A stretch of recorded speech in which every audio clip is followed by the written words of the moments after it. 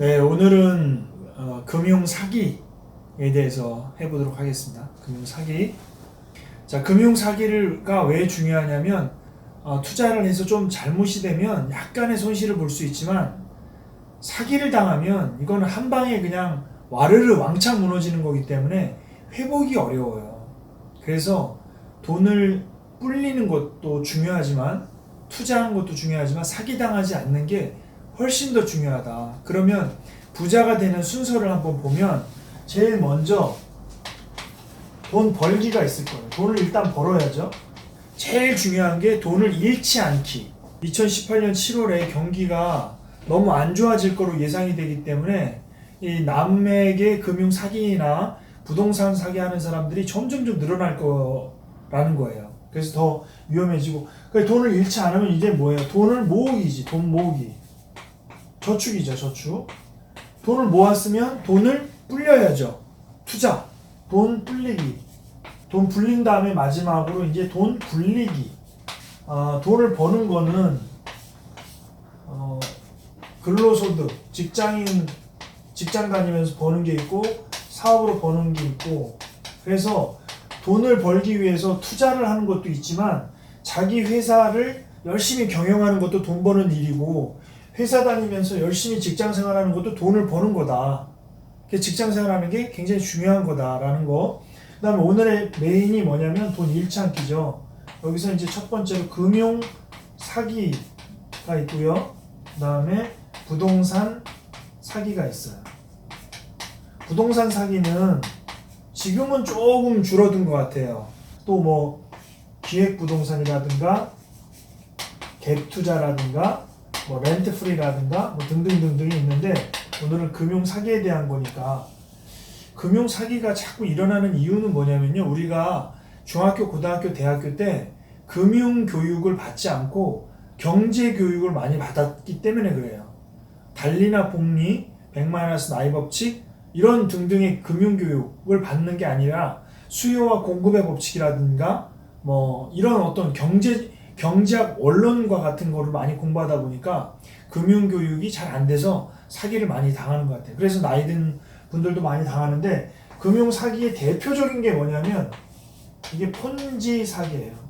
당신이 1억을 투자하면 이 신규 투자자의 돈으로 기존 투자자, 먼저 투자한 사람들에게 이자를 약속했겠죠.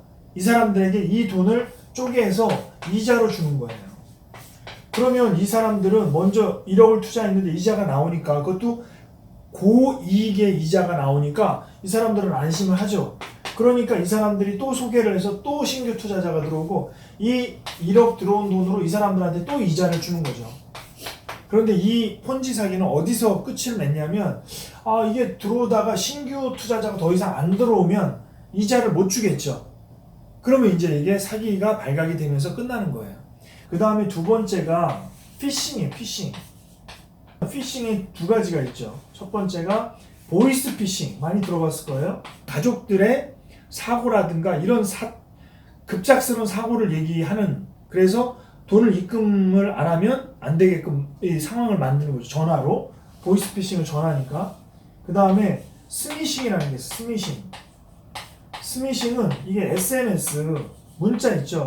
문자하고 피싱이 합성어인데, 모바일 청첩장 이런 거, 그 다음에 무료 쿠폰 제공한다든가 돌잔치 초대장, 이런 게 이제 문자로 날라오는 거예요. 그러면 그거를 딱 누르는 순간 악성 코드로 연결이 되면서 소액 결제가 이루어진다는 거예요. 이게 스미싱이에요. 보이스피싱에 사기치는 사람들은 누구를 사칭하냐면 정부 고위 관료들을 사기치는, 복지부 과장이다 라든가 금감원이다 이런 식으로 하면 사람들이 많이 믿잖아요. 검찰청의 누구다. 올해 상반기에 가장 많이 그 스팸 문자로 오는 게 바다 이야기라는 건데, 한 10년 전에 유행했었거든요. 뭐냐면 불법 도박이에요. 돈을 다 잃어버리고 자살하는 사람도 굉장히 많아서 사회적으로 문제가 많이 됐었죠. 그 다음에 제일 많은 게 대출 권유하는 거. 인터넷 은행이나 이런 데서 300만원, 400만원 대출 받는 거를 꼭 조심하셔야 됩니다. 그 300만원을 대출을 받으면 연체이자를 못 갚으면 계속 대출을 쓸 수밖에 없기 때문에 빚의 구렁텅이로 빠져갈 수밖에 없어요. 그래서 소액 결제, 소액 대출을 조심하셔야 돼요. 네이버에 백두산 카페라는 게 있어요. 돈을 열심히 모으고 또 돈을 열심히 불려가지고 발품 팔고 손품 팔아서 돈을 아무리 불려도 이렇게 사기 한 방 당하면 전의를 상실하는 거예요. 그래서 이 백두산이라는 카페에 한번 들어가셔가지고 도대체 여기 들어가면 이제 유사 코인들 있죠. 가상화폐, 빗썸이나 뭐 여러 가지 이제 거래소들한테 사기당하는 수법들을 많이 보실 수가 있을 거예요.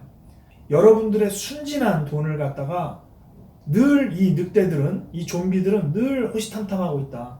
그래서 평상시보다 더 많은 이자를 준다고 혹하지 마시고 또 위급상황이 발생했다 여러분의 어떤 감정을 노리는 거를 거기에 당하지 마시고 냉정한 마음으로 사기를 당하지 않는다면 정당하게 돈을 벌어서 돈을 모으고 돈을 불리고 돈을 굴린다면 여러분은 주어진 시간 안에 부자가 될 수 있을 거다.